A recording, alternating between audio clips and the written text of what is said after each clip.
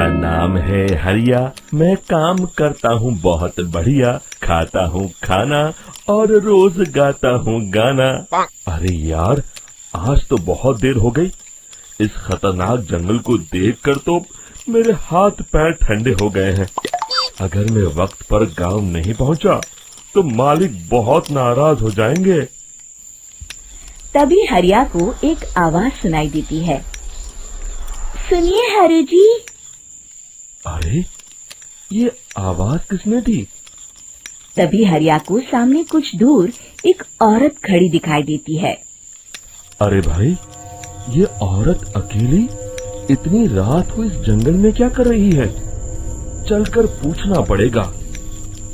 फिर हरिया अपनी बैलगाड़ी उस औरत के सामने लाकर रोक देता है और उससे पूछता है। अरे सुनिए, आप इतनी रात को इस खतरनाक जंगल में अकेली क्या कर रही हैं? तभी वो औरत मीठी आवाज में कहती है, अरे हरु जी, आप आ गए। मैं कब से आपका इंतजार कर रही थी। वैसे तो यहाँ से काफी लोग गुजर चुके हैं, लेकिन मैं खास आपका इंतजार कर रही थी। अच्छा, तुम सच कह रही हो? मुझे तो यकीन नहीं हो रहा है। वो क्या है ना, आज तक किसी ने मुझसे इतने प्यार से बात नहीं की। हाँ हाँ हरु जी, मैं सच कह रही हूँ। अब देर मत करिए और जल्दी से मुझे मेरे घर तक छोड़ दीजिए। हाँ हाँ, कौन सी बड़ी बात है, अभी छोड़ देता हूँ। आप मेरे पीछे बैलगाड़ी में बैठ जाइए और मुझे रास्ता बताते चलिए। फिर वो औरत हरिया की बैलगाड़ी में बैठ जाती है और हरिया बैलगाड़ी हाँकता हुआ आगे चल पड़ता है। फिर उस औरत के बताए हुए रास्ते पर चलते चलते हरिया बैलगाड़ी लेकर एक काली गुफा के आगे आकर रुक जाता है। हरिया उस औरत से पूछता है, हाँ देवी जी, आपका घर कहाँ है? यहाँ तो एक गुफा के अलावा और कुछ नहीं है। तभी अचानक वो औरत हवा में उड़ने लगती है। देखते ही देखते उसका सुंदर रूप एक डरावनी चुड़ैल में बदल जाता है और वो जोर जोर से हंसती है। अरे तू तो एक नंबर का बेवकूफ निकला। तू तो बड़ी आसानी से मेरी बातों में आ गया। अरे मर गया रे, ये तो एक चुड़ैल है। हे भगवान बचा ले, ये तो बड़ी डरावनी दिखाई दे रही है। और फिर अगले ही पल हरिया की बैलगाड़ी में रखा सारा सामान हवा में उड़ता हुआ उस काली गुफा के अंदर चला जाता है और वो चुड़ैल भी उस गुफा के अंदर जाकर कहीं गायब हो जाती है। हरिया ये नजारा देख बुरी तरह घबरा और परेशान हो जाता है। अरे, ये चुड़ैल तो मेरा सारा सामान लेकर गुफा में गायब हो गई। अब क्या होगा?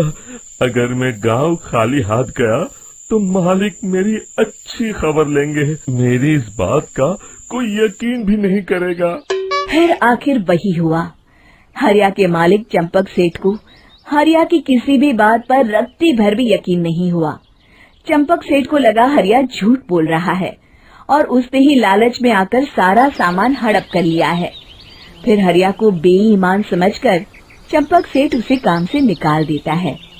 अगले दिन अपनी दुकान में परेशान बैठा चंपक सेठ गुस्से में बड़बड़ाता है। अरे, दुकान में तो सामान बिल्कुल भी नहीं है।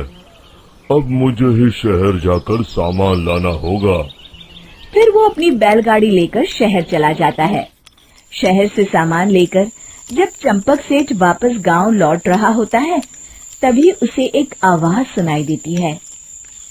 चंपक जी, ओ चंपक जी। अरे, ये तो कोई मेरा नाम लेकर मुझे पुकार रहा है। फिर उस रास्ते में वही औरत खड़ी दिखाई देती है। फिर क्या था, हरिया की तरह चंपक सेठ भी उस औरत के पास अपनी बैलगाड़ी लेकर जाता है और वो भी उसकी चिकनी चुपड़ी बातों के मुंह जाल में फंस जाता है। फिर चुड़ैल उसे भी अपनी गुफा तक ले जाती है और उसका सारा सामान लेकर गुफा में गायब हो जाती है। बेचारा चंपक सेठ लाचार होकर खाली हाथ गांव लौट आता है। फिर ये उस जंगल में रोज की बात हो जाती है। जो कोई भी शहर से कुछ लेकर गांव की तरफ लौटता, वो चुड़ैल उसे बेवकूफ बनाकर उसका सारा सामान लेकर गुफा में गायब हो जाती। एक दिन हरिया एक लकड़हारे को उसी जंगल की तरफ जाते हुए देखता है। फिर हरिया उसे रोकते हुए कहता है, अरे भाई, क्यों अपनी मौत को दावत दे रहे हो? मेरी बात मानो, आगे जंगल में मत जाओ, वहाँ एक बड़ी भयानक चुड़ैल रहती है। लकड़हारा हरिया की बातों को नजरअंदाज करते हुए कहता है, अरे भाई, मुझे पहले ही बहुत देर हो चुकी है, मुझे जाने दो भाई। शाम तक लकड़ियाँ काट कर शहर के बाजार में बेचना है। तुम अपनी ये कहानी किसी फुर्सत में बैठे इंसान को सुनाओ, मैं तो चला। इतना कहकर लकड़हारा वहाँ से आगे जंगल की तरफ चला जाता है। फिर अगले दिन गांव के मुखिया के घर के बाहर बहुत सारे लोग जमा हो जाते हैं। तभी हाथ में कुल्हाड़ी लिए खड़ा लकड़हारा कहता है, अरे मुखिया जी, अब आप ही हमें बचाइए उस जंगल वाली चुड़ैल से। हमारा सारा काम तो शहर से ही होता है। अरे मुखिया जी, उस चुड़ैल की वजह से तो मैं पूरी तरह बर्बाद हो गया हूँ। हम सबको मिलकर उस चुड़ैल का कोई इलाज करना पड़ेगा। तभी भीड़ में खड़ा वीरा कहता है, आप लोग चिंता मत करिए, कल से वो चुड़ैल किसी को नहीं लूट पाएगी। मेरे पास एक बहुत अच्छी तरकीब है। तभी चंपक सेठ उसका मजाक उड़ाते हुए कहता है, अरे तेरा नाम वीरा है तो क्या हुआ? तूने अभी उस चुड़ैल को देखा नहीं है? जाकर अपना काम कर, बड़ा आया। तब मुखिया जी कहते हैं, नहीं चंपक सेठ, मुझे लगता है हमें इस लड़के को एक मौका देना चाहिए। फिर सभी गांव वाले मुखिया जी की बातों से सहमत हो जाते हैं और वीरा शाम को एक बैलगाड़ी में कुछ सामान लादकर उस जंगल की ओर चल देता है। वीरा, ओ वीरा, कहाँ जा रहा है? तभी वीरा मुड़ के देखता है, वही चुड़ैल एक औरत के रूप में खड़ी है। अरे बहन जी, मैं आपको ही ढूंढ रहा था। देखिए, मैं आपके लिए क्या लाया हूँ। है? अरे वाह, तो खुद मेरे लिए इतना सामान लाया है। तू ही अकेला गांव में समझदार है। जरा देखो, मैं भी खोल के, बड़े भूख लगी है।